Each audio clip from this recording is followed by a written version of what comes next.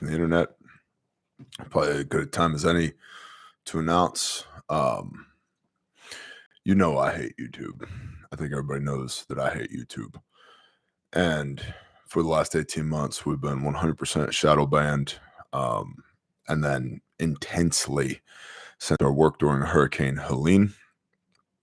But especially really starting 5 years ago with COVID and being incredibly vocal during COVID about the global elites and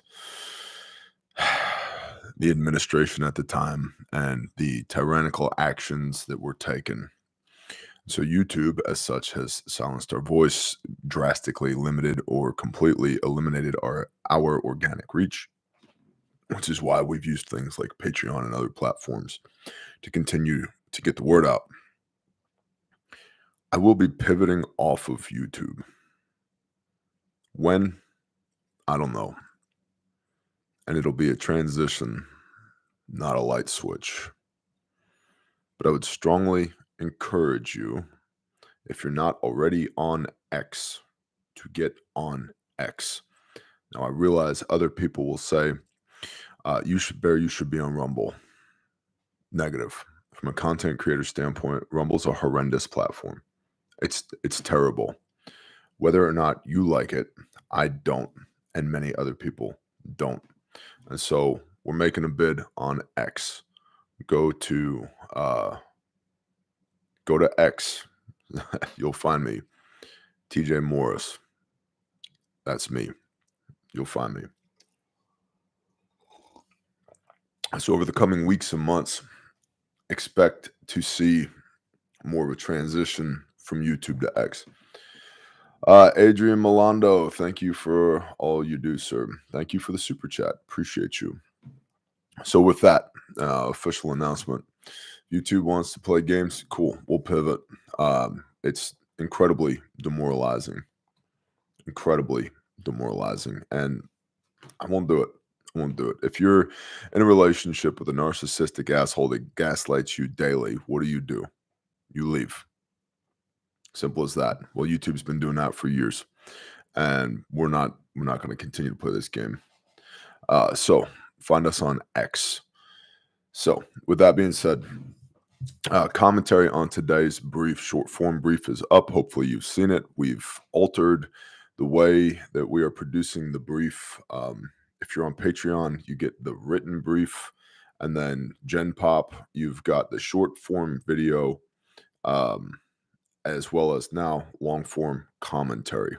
Okay, so there's 3 different ways to consume that bit of information daily. So this is the long form commentary section. The first thing we're going to talk about is we've got 3 rules, which Refuge Medical has 3 rules, and they're applicable to life. And so I'm just going to share those 3 rules with you in context of the thumbnail, which was a bunch of cops in riot gear. Those 3 rules are no whining, no quitting, and no dying. Those are life rules. Okay? Life rules. But they're also applicable to Refuge and the stress-induced scenario-based training that we do at refugemedical.com. No whining. Whining doesn't help at all. It demoralizes yourself and everybody around you. It creates stress. It creates friction. It doesn't actually solve any problems. It causes you to sit in the problem rather than develop solutions and execute on them. No quitting. Why? Well, because your body will give up. Your brain will give up when your body's about half done. There's myriad statistical analyses of this. Your brain quits before your body does. And if you have it in your head that there's a pressure relief valve, that I can just quit when it gets uncomfortable, you will. You'll create training scars for life because it's uncomfortable. Well, uncomfortable can be either good or bad. If you think about comfort as a 0 on the scale of humanity, you can get so comfortable that you will become uncomfortable. You reap what you sow. So if you're sowing nothing, there's nothing to reap.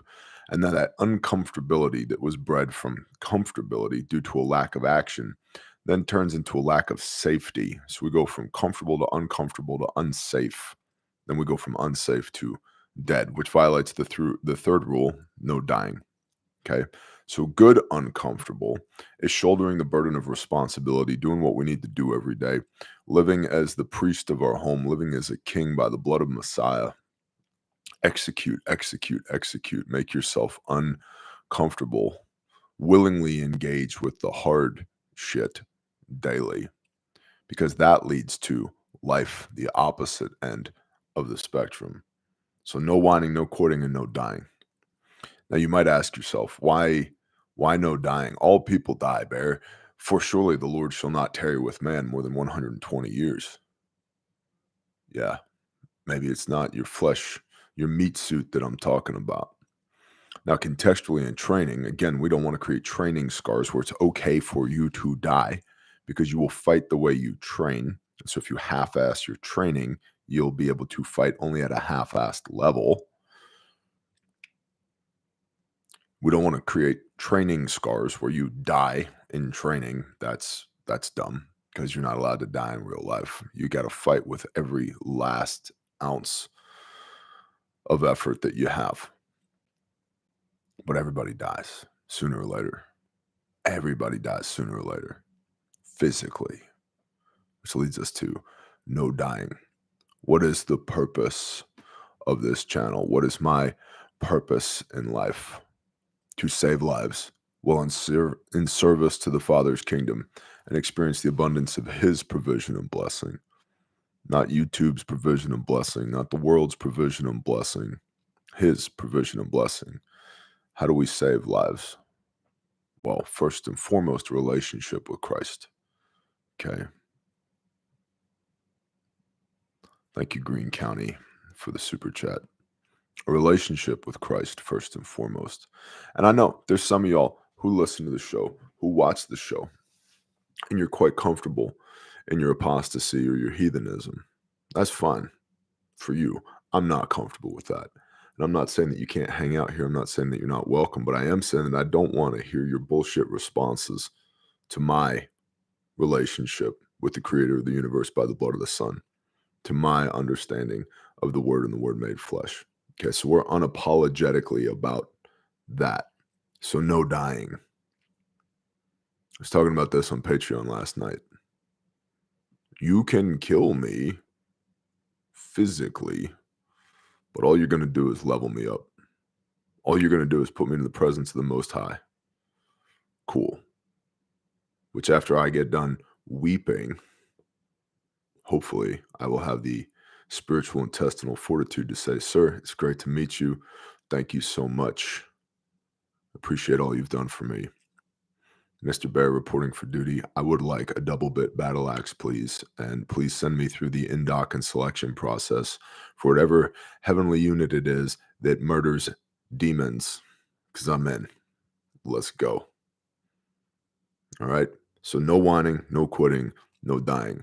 These are life lessons. Now, I bring this to you this morning in context of what we were talking about in the written brief: economy, debt, tariffs, all of that.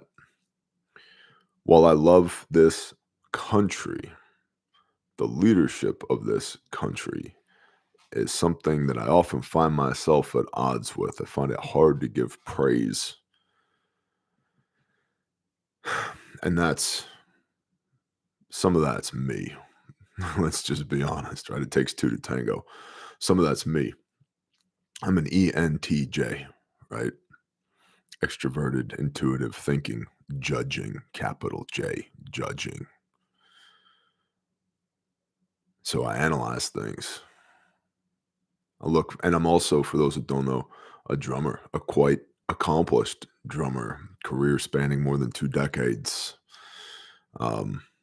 And so pattern recognition is something that I'm blessed with, because that's all drums is. It's math in motion. It's patterns. Okay. Somebody was, I don't know, a couple weeks ago was talking about, yeah, we should play something in 17/16. And I was like, I like 25/16. They're like, what? How do you even count 2516? Well, it's simple if you know what the pattern looks like. It's a little bit more complex pattern. I'll show you how to break it down. You have two groups of four, a group of two groups of four, a group of two, then a group of five. Then you're back on the one. 1, 2, 3, 4, 1, 2, 3, 4, 1, 2, 1, 2, 3, 4, 1, 2, 3, 4, 1, 2, 1, 2, 3, 4, 5, 1. That's 2516. So pattern recognition.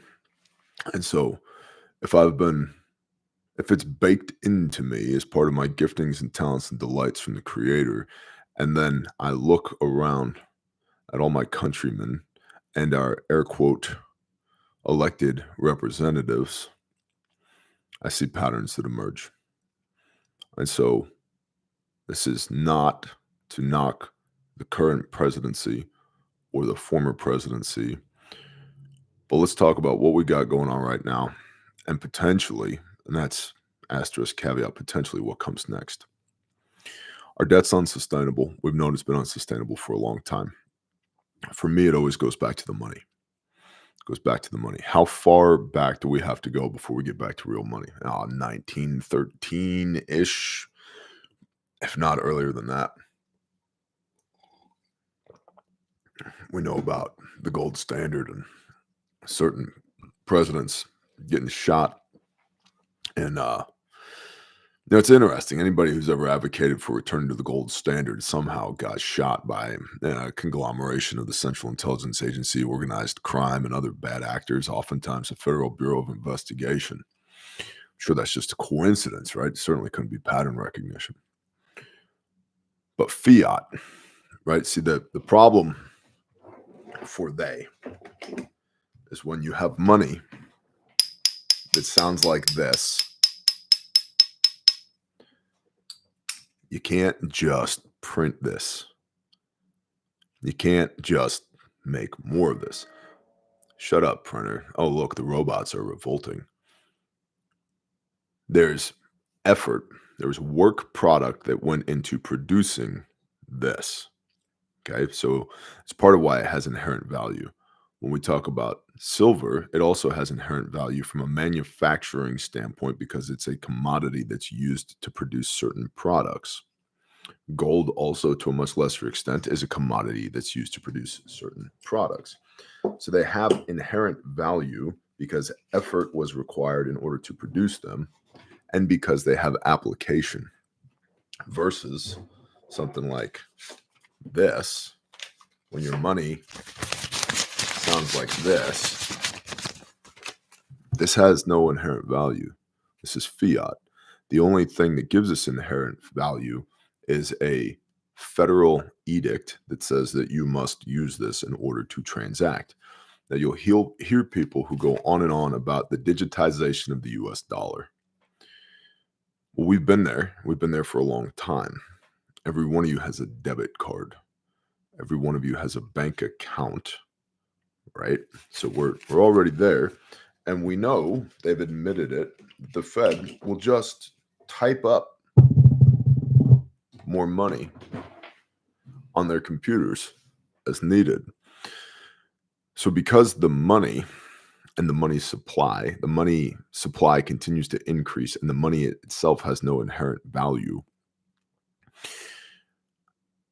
the ability for the average American and even the above average American to make progress, to work themselves to the point, to apply effort and logic and risk to the point, to advance themselves beyond the direct control of the government is diminished day upon day upon day. That's done intentionally through the money supply, through inflation and devaluation of the US dollar, and also taxation. Taxation is something that happens to us to take a portion of our money, not because they need it to run the government, because they're already operating the government at a deficit, and they're already printing money when they need more of it. Taxation is used as a tool of control for the people to remove revenue from you, to make it even harder for you to advance, to keep you under the thumb of the big they. This is not long-term sustainable for those that are unaware. This is not the type of thing that just turns right back around again. It's not going to get better anytime soon. I turned the gain up on Nikita. Can you all hear me? Good. So if it's not going to get better anytime soon because there's a foundational issue here, and I'm looking at this from a strategic level, not an operational or tactical level. Thank you, Sam Off Grid. Okay. Not should Trump, you see these polls all the time, like, should Trump continue to deport illegals? Yes or no? Well, that's probably a nuanced conversation, but by and large, yes. Okay. These are tactical and operational level things. Strategically, one of the large promises of Trump 2.0 was the continued effort to drain the swamp. I heard a lot about that, Trump 1.0. We're going to drain the swamp. It doesn't appear to be very drained at this point. So the efficacy of the entrenched bureaucracy endures. That's a problem for us, the little people. What's that African proverb? When elephants fight, it's the grass that suffers. Okay. So the money's busted. And all these other things that we do that's predicated on busted money are still good or bad, subject to busted money. So how long can this continue? I don't know. I do know this. The Government Accountability Office, which is Army intelligence jumbo shrimp, my older sister was in Army intelligence, so I can say that. I got some homies that were in Army intel as well, so I get to talk shit on them. My older sister during the GWAT called home one time, was like, "Hey, I can't tell you where we are, but oh my gosh, the palaces here are beautiful." And it's like, damn it, now we know where you are. Yeah, interesting life we led. It's okay. My dad had a TSSCI. So anyway, I love my family. I love my sister, but she's great at math. That's kind of a family thing. But I digress. How long can this endure? The Government Accountability Office says that we're anticipating that we would hit our current rate of national debt in 2030. Well, we're 5 years ahead of schedule. We got here at 2025. So that's an acceleration. That's a problem. If we don't fix the money, it's going to continue. We as a nation, we as a people will continue to circle the drain. The Age of Empire, Sir John Glubb, Pastor Joe Fox of Viking Preparedness talks about this repeatedly over and over again, and for good reason. It's approximately 250 years. Well, we just had our 249th birthday, didn't we? Okay.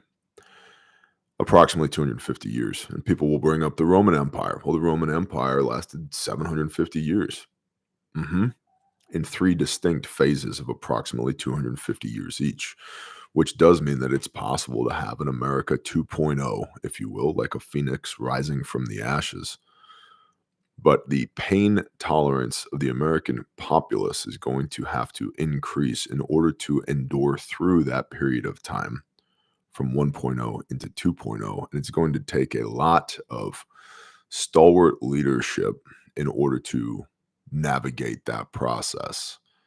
In other words, meaning things are going to get ugly. And when things get ugly, all that to say, 20 minutes of preamble to bring us to this concept of the economy, debt, tariffs. What do we do about it? Basic preparedness. Basic preparedness. You might have just heard a rooster right outside my window. If you've been at this channel for any length of time, you've seen me shoot several roosters on camera because they like to talk when I like to talk. And turkeys and guinea hens and whatever else wants to make noise while I'm talking. So, basic preparedness. Maybe you live in a place where you can't have chickens where you're at. That's what we would call an indicator. Now, I get it. I get it. We need good people in the cities. We need good people in the suburbs. We need good people in the country too. Just because somebody's in the country doesn't mean they're a good person. And just because somebody's in the city doesn't mean they're a bad person. But the window of opportunity for strategic relocation continues to close. And so that's something to be aware of. If you have a conviction and if you're working towards the means to relocate, I wouldn't take your foot off the accelerator with that. Why chickens in the country? Just continuing with this example, because that's a food source. I just had this morning farm fresh eggs for breakfast. Our supply chain for that was under 50 meters. Okay. So when they endeavor to control the food supply, which they do, mRNA vaccines in the beef, and now they're talking about screwworm, and we've seen, I think it's been over 300 different industrial food facilities have been mysteriously attacked, burnt to the ground, including Azure Standard and their headquarters. When we see things like this, and Monsanto and monocropping and Bill Gates and all this stuff, there's an attack on the food supply. There's an attack on the water supply. What's in your water, where it comes from, how much you're allowed to have. Okay. And so that would tell me I need to have food.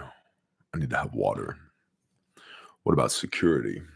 Well, one of these things that we've been talking about this week on the channel is the idea that, yes, the National Guard is going to establish a rapid reaction force, some in Alabama and some in Arizona, either side of the Mississippi, in order to be able to respond to civil unrest. Their words, not mine. That's what we would call an indicator. Is that good or bad? It depends. It depends contextually on whether or not you're one of the people participating in the civil unrest. And as I brought out, I think it was Wednesday, during the Biden administration, people like you and I, rugged, individualistic patriots who fear the Most High first, above all other things, have been labeled by the FBI and the DOJ as domestic terrorists. And to my understanding, that labeling has not fallen off, even under this current administration. So just because right now the National Guard and this soon-to-be Rapid Reaction Force, this little QRF that they're putting together, they can go to these cities as needed to quell unrest, just because it's not targeting us, doesn't mean that that infrastructure can't be used to target us in the future under a different administration, or if this current administration has a change of heart. And this is not political cheerleading. This is just a fact. It's the same thing with ICE, Immigrations and Customs Enforcement. Significant buildup of ICE officers in order for relocation deportation, which, by and large, I am in agreement with. However, once that machine is built, when the current mission ends, if that machine is not disbanded, dismantled, could it be pointed at something or someone else? Yes, it could. Now, I do want to, we're going to emphasize some basic prepper stuff again here in a moment, but this is your basic stuff, right? Food, water, shelter, security, communications, intelligence, mobility, transportation. If that's new to you, you know nothing about that, YouTube Bear Independent channel. Click the playlists. YouTube Bear Independent channel. Click the playlists. Watch the Prepper Classroom. It's about 30 classroom setting lessons, whiteboard, broken down Barney style, including the math, how much food you actually need, how much water you actually need, what security looks like, what goes into an area study, etc., etc. It's free on YouTube. Playlist, Prepper Classroom. Okay. I'm in the process of writing the first draft for the Prepper Classroom 2.0. Stay tuned for that. It'll come. When we talk about threats in cities, I was just sent something this morning by a young man who I will choose to keep nameless at this point, detailing training that was undertaken, conducted in the Atlanta area of operations, specifically for urban sniper training through loopholes, holes in walls, holes in covers behind which the sniper is located. That gives them a significant amount of cover and also very little to zero exposure for discovery. This is in Atlanta. Sniper training. Now, again, contextually, depends on who we're talking about. If it's the good guys, these are awesome skills to possess. Awesome skills to possess. We should know how to do these things, or at a minimum have homies that know how to do these things. But if it's the not good guys that possess these skills, we're now looking at a significant asymmetric threat that the vast majority of law enforcement is not training to respond to. I think it was HBD Off-Road tagged me in something that North American Rescue put up on Instagram.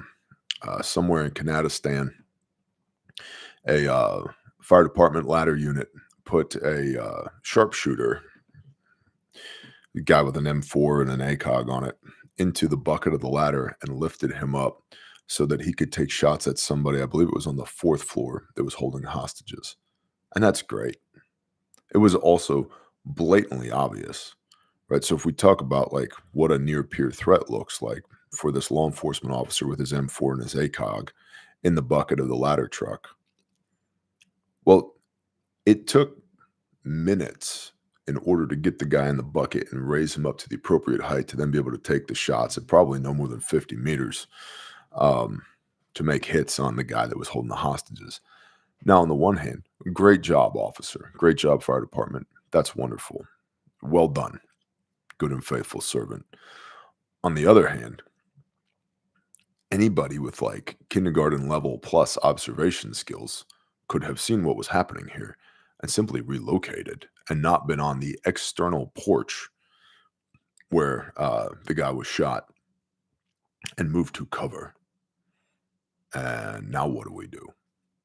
Okay, so thus far, it has been a mercy from the Most High that the bad actors are not well trained, that the bad actors have terrible tactics, that the bad actors are operating individually or maybe two-man teams, or maybe just two individuals, not even teams. That has been a mercy from the Most High. Because by and large, law enforcement, whether that's federal, state, county, or local, is not prepared for an actual asymmetric threat. The Level 1 Trauma Center in Utah, S2 was reporting on this, lost power, and its backup generators did not kick on. You hear a lot about backup generation for hospitals, including Level 1 trauma centers. Well, as the founder of Grindstone Ministries, we've been in disaster zones 50-something times, from Katrina to Helene to Hurricane Michael to the flooding in Texas to Mayfield, Kentucky, tornadoes to everything in between, fires and floods and tornadoes and hurricanes. The hospitals will lose power. And when those backup generators kick on, if they've been serviced and if they have fuel in them, They don't power the entire hospital. They run the ICU and the NICU if they have one. They don't run the ER. They might run a single operating room, but generally speaking, the OR has no power either. There's no admitting, there's no triage. All elective services go away. It's all offline. It runs the ECMO machines and the ICU and the NICU. Okay. Um, Eden's Vision. Permanently unjustifiably banned on Twitter X Gen 921. No quitting, just keep losing my blessings to deceptive platform not available, nor offers freedom of speech for all, blessed until you become unavailable also. Roger that. Hey, we're gonna do what we can. Eden's Vision. No whining, no quitting, no dying. We're pivoting. Okay. I'm tired of being in an abusive relationship with YouTube. I'm gonna try a new girlfriend and see how it works out. I've also, frankly, I have been talking to y'all about Patreon for 7 years. I know other content creators have had the occasional issue with Patreon. We have not. We have not had those issues at Patreon. It's $10 a month, and it's not an I love me, you should love me too platform. There's a vast array of exclusive content over there. Like stuff that never sees the light of day on the internet. It's for Patreon only. A minimum of 3 pieces of exclusive content a week out on Patreon, long form videos, exclusive live streams, etc. So I go out of my way to try to provide value over there, and I have gone out of my way to make sure that the price stays low, even in these days and age of inflation. That link is in the description of this video, or you can just search Bear Independent Patreon and you'll find it.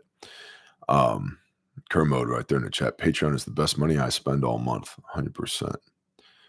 Nick, the only Patreon I have or have ever had. There you go. Jennifer, I met a young lady yesterday after my show. I mentioned Grindstone and she started crying. You guys helped her family. Praise Yah. Thank you, Miss Lovely Dudley. Patricia in the chat. Patreon is well worth the $10.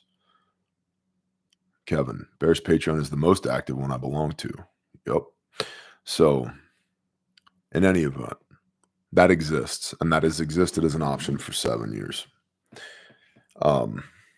So, that's an option for everyone within the sound of my voice right now. And I would encourage you to do that because, what do you do when you're taking fire? Establish and maintain fire superiority and move. Cool. That's what we're doing. Movement is life. So the asymmetric threat in the cities is significant.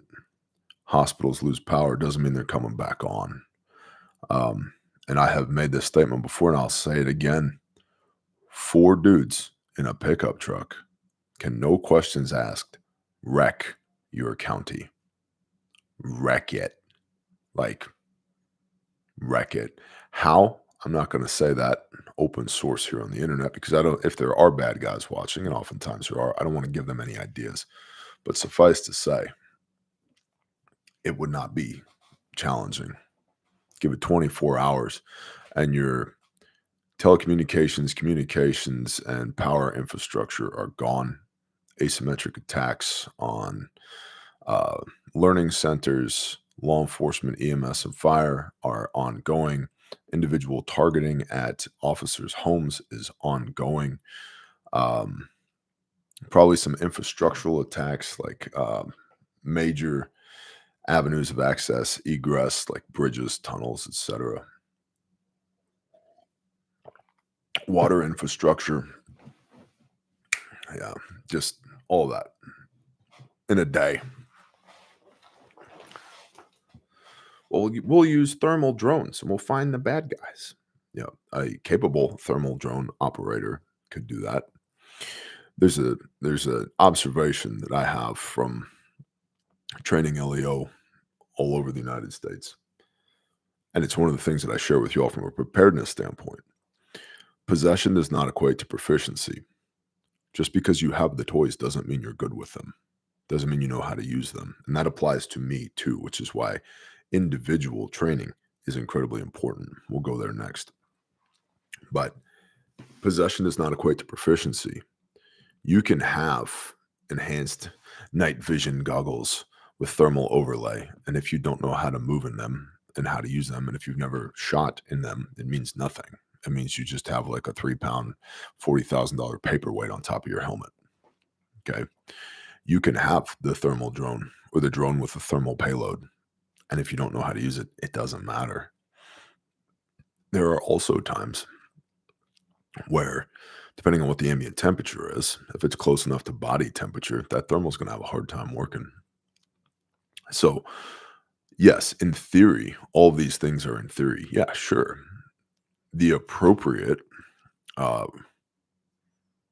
the appropriate level of response from law enforcement, EMS, fire, National Guard, etc., could all the way deal with four guys wiling out in a county, just wreaking havoc. If they do what they're supposed to do, if they know how to do what they're supposed to do, and many don't. Many, many don't. And so the contested areas will become, historically speaking, throughout the history of mankind, the contested areas become the population centers because population centers don't produce resources, they consume resources, which means they require logistical supply chains. That's why besieging a city works so well throughout history, because if you cut off the city and you cut off all of the routes in and out of a city, that city sooner or later will crumble because it consumes resources. It does not produce resources locally. So that's a population density equation issue there. So ideally, we want to be in a location where we can become net producers of resources, where we use water that comes out of the ground or comes out of the sky, put there by the creator of the universe, where we can grow our own food, where we can put up food in buckets or totes, or have a very deep pantry full of ball canning jars and know our neighbors and et cetera, et cetera. Understanding that this is a progression. I've been in preparedness for 20 years, since Hurricane Katrina. And for me, it started with some stuff in a green duffel bag that I rode around in my pickup truck with while I was driving around the country working. And then when I got a wife and kids, I was like, oh, I should probably take care of these guys too. And it turns out with a wife and kids, it's much harder to do because the logistical challenges become greater. And at some point, I was just talking to my mom on the phone last night. She lives in the city in North Texas that I used to live in. She said, honey, you wouldn't even recognize it. I said, oh, wow, they're doing that much construction. She goes, you literally wouldn't even recognize it. They're bulldozing all the old stuff to build new stuff. You wouldn't even recognize it. Okay. So as population density increases, those areas become more and more contested due to a limit on resources that can be produced in a net area as compared to the requirement for consumption of the resources in that area, all of which becomes logistics. So from a logistical standpoint, we want to be able to produce to the best of our ability, or have on hand, have already stockpiled to the best of our ability, all the things we think we're going to need for whatever duration of time we think this thing's going to go for. For me, the answer to that is 7 years. That's my personal conviction. I'm not saying you have to have 7 years. That's in between you and the creator. But I would start at 3 months, work my way to 6 months, then 9 months, then a year. And then you throw yourself a little party because you got a year's worth of stuff on hand. Which brings me to, what is my current preparedness focus based upon all this information that I've been receiving? Current prep focus is Shmita year. We're doing the biblical year of rest for our land beginning in December. Why did we pick December? Because after 5 years of research, I can't find a consensus anywhere on when it actually starts. And also, if we understand that when Joshua led the Israelites into the promised land, that it took 5 years of warfare in order for each tribe to get its land grant, its inheritance. And so they all came into the land at different times, which means logistically, they had to come to a consensus on when to begin the Shmita year. So, without diving into that rabbit hole because it's a treacherous one, we're beginning in December. And so what that means is we're not going to intentionally produce any food from the land. And we, our household, are also not going to purchase any food from anywhere else. We're just going to live off of our stockpile, right? It's kind of like the day of prep in Exodus when a double portion would fall on Friday before Shabbat, right? Okay. So you gather what you need. So we're in the gather what you need phase currently for Shmita year of putting an extra year's worth of food up and all the consumables, the soap, the toilet paper, the, wipes for the baby, the toothpaste, all that stuff, putting up an extra year's worth of stuff, which will turn into fabulous lessons learned after the fact because we have our estimates of what a year's worth of stuff looks like, but then we'll have actual experience on what a year's worth of stuff actually is. We're going to be tracking that over the entire year from December 25 to December 26. What do we think we needed? What do we actually need? And so that becomes more data points for y'all in the Bear Nation as we go forward. Also, interestingly, from a preparedness standpoint, I find the more I travel, the more my focus returns to individual skills, individual tactics, and to a lesser extent, small unit tactics. So this is marksmanship, medicine, mobility. That's a good one. 3 M's. Let's write that down. 3M. You might see a post on that. Marksmanship, medicine, mobility. I like that. So been doing a lot more of that lately, from shooting long guns in Wyoming to shooting pistols at my range here in Oklahoma. I've been teaching and doing a lot of pre-hospital trauma medicine here lately. I'm going to be teaching wilderness EMT end of this month here in Oklahoma. That's the Refuge Medical Wilderness Responder class coming up. So preparing and studying the curriculum for that. And then from a mobility standpoint, a lot of rucking here lately, a lot of movement at the range, not just stand still and shoot, but run and jump and duck and crawl and all that stuff that sucks, especially when you're in your 40s and you've lived most of your life high impact in construction, playing football, fighting on the wrestling team when I was a younger man. All those things, right? They all add up. Nerve damage in the hands from smashing them into people's faces. And so, the 3 M's: marksmanship, medicine, and mobility. That's been my individual focus while the household focus has been preparing for Shmita year. I also want to touch on some lessons learned specifically from Southeastern Asian country where there is a clash going on between rebels and the nation state government. Got an excellent write-up sent to me by a gentleman in the Ranger Regiment who will not be named, and I will not, the write-up is not for open dissemination, but I'll give you a little bit of data. First thing that they have learned is that there's an acute lack of medical knowledge amongst the rebels, like none. Like they don't even have what we would call like TRIC all service member stuff, like civilian side basic stop the bleed stuff, right? How to apply tourniquets, how to wound pack. We put chest seals on holes in the thorax. That they don't have that, and not only do they not have the knowledge, they definitely don't have the kit.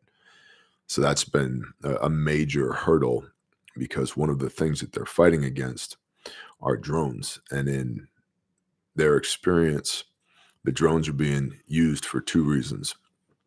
One is as FOs, forward observers for artillery. And so if they see a drone, they can expect that artillery will be incoming to that location. So that's super interesting. The other is some of the larger drones are carrying explosives. And gentleman who did the write-up said words to the effect of has not encountered a single drone that was low enough to shoot down. So that's also super interesting. And so they're getting a lot of blast amputations, blast trauma because of this from both artillery and explosive laden drones. And another takeaway was the lack of adequate physicality to move casualties, buddy carry, litter teams, travois from the front lines, from the point of injury, back to a CCP, which is not the Chinese Communist Party. It's a casualty collection point. And then the logistics to get from the CCP, casualty collection point, to definitive care. And that there was ongoing targeting of their forces from the CCP to definitive care. And so the routes that had to be taken from the CCP to essentially the field surgical unit, the hospital, if you will, there was a greatly increased amount of time required to get casualties from the CCP to the field surgical unit because there was ongoing targeting of rebel forces from the CCP to the FSU. So think about this from a, God forbid it ever gets that bad in the United States of America. God forbid we ever have to fight a near peer, right? Whatever the external threat or internal threat might look like. The logistics of moving casualties from point of injury back to the CCP, that's manpower, that's conditioning, that's mobility. The ability to keep the casualty alive from the point of injury to the CCP is all service member TRAFFICking. On the civilian side, this would be TECC, Tactical Emergency Casualty Care. But then from the casualty collection point, the CCP, to definitive care, that's logistics. And that's a big deal. So logistics and mobility there. And they're losing a lot of people because they don't have basic things like tourniquets, compressed gauze, and pressure bandages, nor the knowledge to use tourniquets, wound packing gauze, and pressure bandages. They don't have the conditioning to move the casualty. They don't have the logistics to get the casualty from the CCP to the FSU. So these are big problems, but they're relatively easily addressed. Conditioning. Yes, for you and me and for everybody else, conditioning, mobility, strength training, and cardio, man. Strength training and cardio. Lift heavy shit. Run. I hate running. I make myself run in my plate carrier. I hate it, but it's got to get done. I hated it when I played football. I hated it when I wrestled. I hate it when I train. I hate it. I hate running. No whining, no quitting, no dying. Okay. And then strength training, lift heavy shit, because I've never trained a single individual that was too fast or too strong or had too much endurance. That's not happened one time. I have never been too strong, too fast, had too much endurance.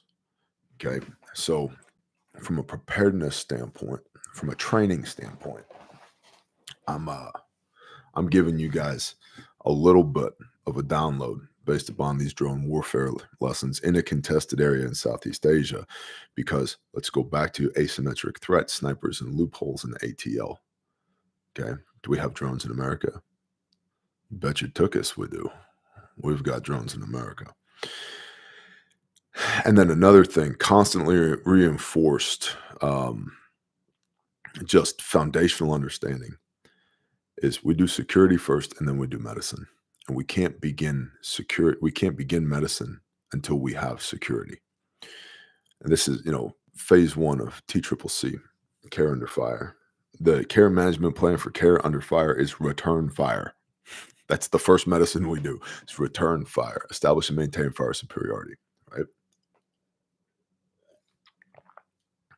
That's the first thing we do. Then we do self-aid for ourself with tourniquets on extremities if we can. And then if needed, get back in the fight, establish and maintain fire superiority. That's a hot zone. Take a hot zone to a warm zone. In a warm zone, this is when we begin what's called tactical field care, which is when aid bags and IFACs come out, and then we go into the March algorithm. Massive hemorrhage, airway, respiratory, circulation, head injury, hypothermia, expose, evaluate, uh, evacuate, elevate. So start working through the March algorithm. And at the same time, we start phase 2. We start phase 3, which is TACAVAC, which is either a CASEVAC or a MEDEVAC.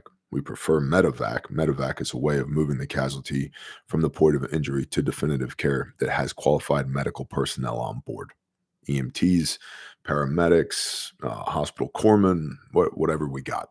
Somebody who knows more than the all-service member level. CASEVAC is a way we move the casualty from the casualty collection point or the point of injury to definitive care that does not have onboard medical professionals. Either way, we're going to move the patient, but we prefer to have ongoing medical care while we're moving the patient. Okay. We don't do any of that until we establish security. And if we establish security and then security goes away while we're doing medicine, medicine stops and we go back into security. And there's a lot of this that's being reported from around the world, whether this is Ukraine, different areas in south of the United States, southern border, all throughout Africa and Southeast Asia, contested areas, where a fundamental lack of understanding in what is required to establish and maintain security is causing even more medical problems. And then a fundamental lack of understanding and equipment is exacerbating the existing medical problems, which is increasing the fatality rate of casualties. Right now in the United States of America, 75 to 90%, depending on which study you read, 75 to 90% of all trauma patients, trauma meaning critical bleeding. Trauma is not, I had a bad childhood or my uncle's a little weird. From a medical standpoint, trauma means massive hemorrhage, critical bleeding. 75 to 90% of all trauma patients are dead by the time they reach the hospital. And that's 2025 today in the United States of America, with an abundance of tourniquets and hemostatic gauze and wound, pressure packing, all that. This is with professional emergency medical services, whom we also train, who also fail tourniquet checks. Okay. Because a lot of times when stop the bleed is taught, they don't make you tighten the windlass on the tourniquet because it hurts. Well, that's called a training scar. Tighten that sucker down. So lessons learned for us. These are the types of things that we should be training, right? Making hits with your rifle, from all positions. Standing, kneeling, seated, prone, day and night. Okay. Damn, things are getting worse on transport to level 1 trauma centers, I guess. Yeah, Trevin. Yes. But also, remember this little thing called COVID? There were a lot of old hats in emergency services and public safety that walked away because they wouldn't do that thing and those two other things. And all that institutional knowledge, there was a brain drain, homie. And a lot of these young kids or people who are new to the career don't know. They don't have the real world experience. And unfortunately, to a lot of them, it's a job. It's not a career. It's not servitude. It's a job. They don't take it near as seriously as they should, in my experience, my estimation. And this is training LEO and EMS all over the country. They don't take it as seriously as they should until you get them into a force situation where I've got 2 role players that in the course of a week have issued 400 casualties to a department. And that's not hyperbole. It's like, now that we've killed all of you several times, will you listen? Will you let us train you? Can we subordinate our egos? Are you willing to learn now? So for us here, understand the threat's asymmetric, understand that the infrastructure's fragile, and 4 dudes that know what they're doing can take a county or a city offline in 24 hours easily, relatively easily. Primary concern for us is the ability to move, mobility. If you can, leave now, avoid the rush. If you can't, still need to be training. Drones are a thing, so we need the 3 M's: marksmanship, medicine, and mobility to be able to establish and maintain security so that medicine can happen. And we need the physiological capacity to move casualties from the point of injury to the CCP, meaning you got to have a CCP. And then you also need a higher level of care, whatever that might look like. And then you need the logistics to get from the CCP to definitive care. Cool. All of this predicated on Barry, you got all of this out of debt and tariffs? Yeah, because debt and tariffs is not a single data point. Debt and tariffs doesn't exist in a vacuum. This presidency and the last one, and whichever one comes next, doesn't exist in a vacuum. And while I'm a huge fan and proponent of the United States of America, I also am a student of history. The whole point of this channel, Bear Independent. Independent is not a political thing. Independent is a psychological thing. I want us to be as wildly independent of this broken, fragile system as possible, that when it fails, we don't fail with it. That's the whole point. Preservation of life. Okay. And in order to be able to do that, we need to shoulder the burden of responsibility for ourselves, for our loved ones, for our communities, to be able to stand in the gap amidst the chaos.